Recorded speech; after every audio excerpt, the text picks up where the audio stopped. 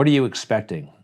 These are generally snooze fests, let's face it. They are long, they are generally boring. But this one could be interesting because how is Joe going to spin this situation?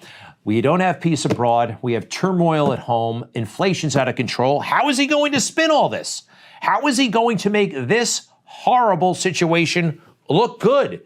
And his total lack of leadership. I have some ideas, and he could do something that would be great. It's a long shot, but I feel like it could happen.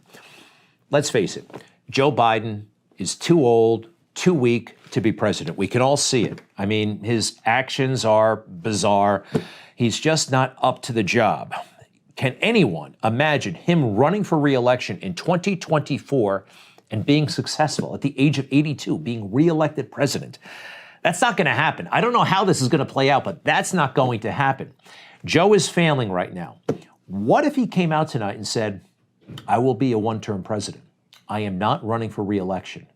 Everything I do will be for the good of the country. I have no political interest in anything. No one wants to be a lame duck president, but that would actually enhance his power, enhance his stature, and I think that would be really great for the country. It is a long shot. What else won't he talk about, but should? I'd like to see him talk about anti-Asian hate, because it's happening. You see this woman, her name is Gu Ying Ma, 62 years old. She was bashed in the head with a rock about 3 months ago. She was in a coma. Well, she died 2 days ago here in New York City. This is the man they believe is responsible, Mr. Pervez. He's in custody. And if you look, anti-Asian crime has been on the rise. It's not associated, my best guess here, it's not a white supremacy movement. There's something else happening here, but it's still happening and it needs to be addressed.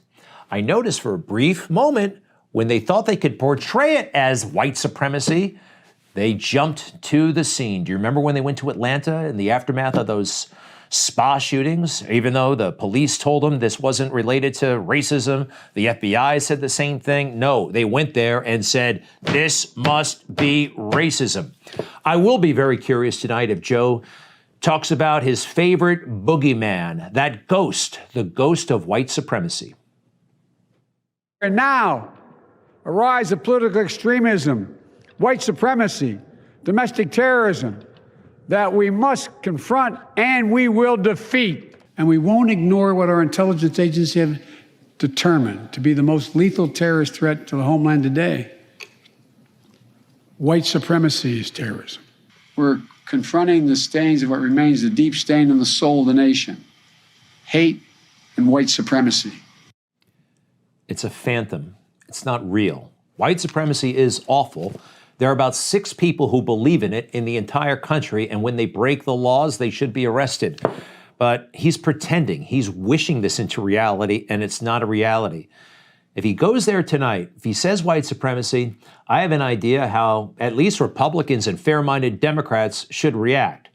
When Prime Minister Trudeau brings it out, or some Democrat governor from New Jersey brings it out, this is what happens. Conservative Party members can stand with people who wave swastikas. They can stand with people who wave the Confederate flag. We will choose to stand with Canadians who deserve to be able to get to their jobs, who be able to get their lives back. Do we stand with our sacred democracy, or do we stand with Confederate flags and white supremacists and a pack of lies? Do we stand? Do we continue? Do we continue to make the tough? We are so past white supremacy and all that nonsense. And these guys pretend that it's still a thing. And Joe Biden pretends that it's still a thing. And they do it for the worst political reasons. But it doesn't work. People who oppose Democrats politically don't want to be called white supremacists because they are not white supremacists. Something else I would really like to see, it would go a long way to unifying this country. How about a little mercy for those who have been accused regarding January 6th? January 6th, we all know, has gotten totally out of hand. All right, there are people who didn't hurt anybody, who didn't break anything, whose lives have been totally ruined by just being there. Enough is enough. He could really go a long way to bringing this country together. And I would love it. It would really change so much.